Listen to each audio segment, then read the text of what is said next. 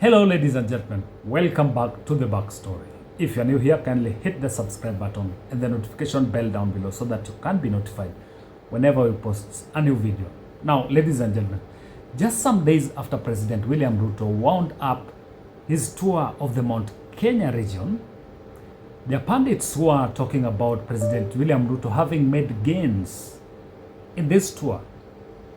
But I want you to look at something that happened today during a funeral service in MATHIRA constituency, because you'd expect that if President William Ruto made gains out of the tour that he did in Mount Kenya, then the kind of chaos that has erupted in MATHIRA constituency during this burial ceremony, where MATHIRA MP Wamumbi, is known as Wamumbi, was trying to attack the former Deputy President Rigathi Gachagua, and what he met has really shocked him. Tuma na shilingi milioni 2 akapatia familia ya kupanga hii kazi yote inaonekana hapa. Rais wetu alifanya vizuri, alifanya vizuri, na ndio mimi kwa sababu nasema wewe ukifanyiwa kazi na mtu hapana achilia yeye. Wewe umefanyiwa kazi na Mushiru alafu unaachilia yeye. Watoto yake haiko kazi, kwake hakuna stima. Kama umeshindwa na kusaidia chialedi, unani mwingine unaweza saidia? Acha niwaambie, hiyo ndio ukweli na ukweli wa mambo. Acha fadha nimalize, acha nimalize ukweli wa mambo na ile. Acha nimalize fadha, na mimi ni wa MATHIRA, hakuna mahali mnaweza nipeleka. Ukweli ni kwamba Rigathi Gachagua hajasaidia huyu mama, na hiyo ndio ukweli. Rigathi Gachagua hajasaidia huyu chialidi, na kama amesaidia akuje aseme hapa amemsaidia wengine.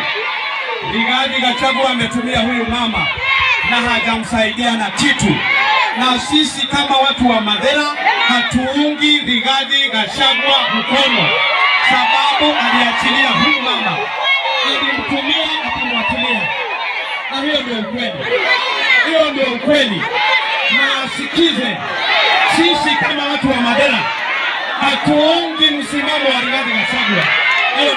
Hiyo ndio tumesema.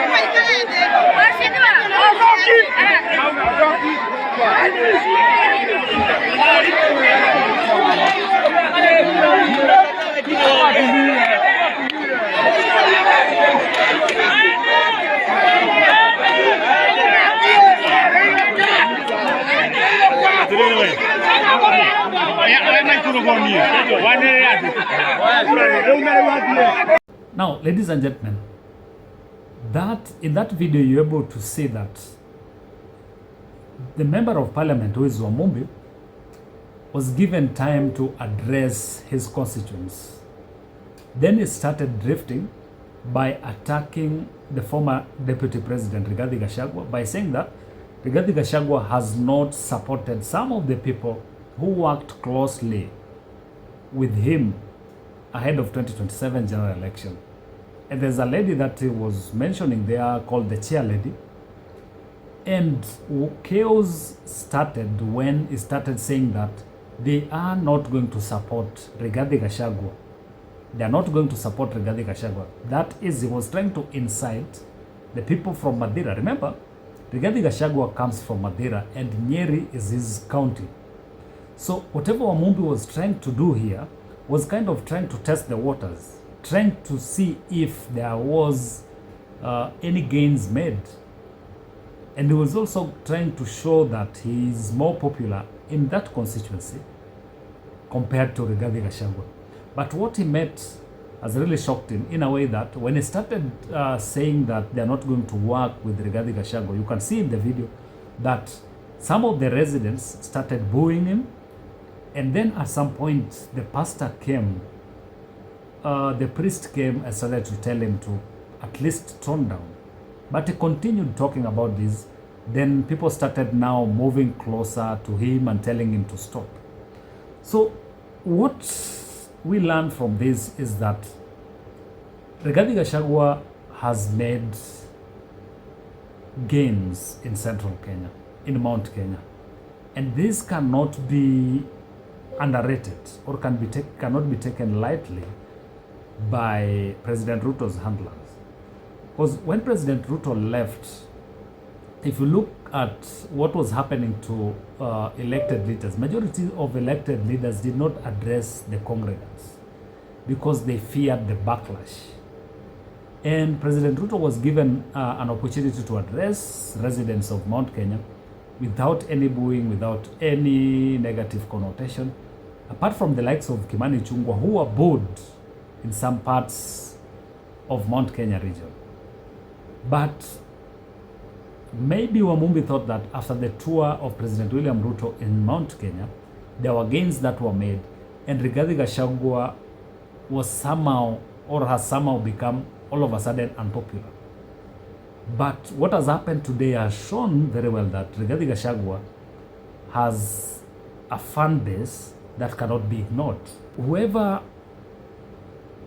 wants to gain Mount Kenya region, that is from what I'm seeing right now, has to work closely with Rigathi Gachagua. Whether is an elected member of parliament or an aspiring member of parliament, because whatever he's been talking about, whatever he's been highlighting in the media is kind of resonating well with the common man back in that region. And whatever Wamumbi was trying to do has backfired because he didn't read the room. He could not tell what the tempo of the room was. Even though there are some people who are cheering him up, because you'd expect for politicians, maybe he has other fans who are expecting to get money from him because he's a member of parliament. And just like in any other political rally, you'd have people who love you and people who hate you. But to a point whereby it came to a point where he's being evicted from that funeral service, that tells you that the temple was building and it could have turned chaotic. So heading into 2027, expect such kind of scenarios. If you are an elected member of parliament and you are not aligning yourself with whatever the common man wants. So in all this, as it has been said that the Mount Kenya residents always chart a way forward, then the leaders would follow. So whatever happened today, what you can read from it is the fact that the Mount Kenya residents have decided that they are going to work closely with Rigathi Gachagua. Whoever is not going to follow whatever they want will get boos or still might be ignored ahead of 2027. So this is an indicator to the elected members of parliament or aspiring political leaders. They will have to read the ground and try to see which way to go ahead of 2027.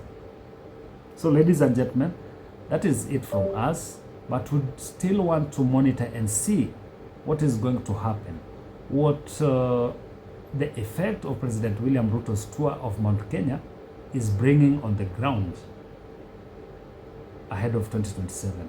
Will it have a negative effect, or will President William Ruto eventually align himself in a way that is able to work with his former deputy Rigathi Gachagua?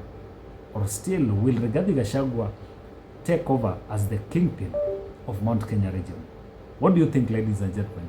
You can comment on the video down below. Give us your feedback by commenting on the video down below. Then we'll sample some of them in our subsequent videos. But if you're new here, kindly hit the subscribe button and the notification bell down below so that you can be notified whenever we post a new video.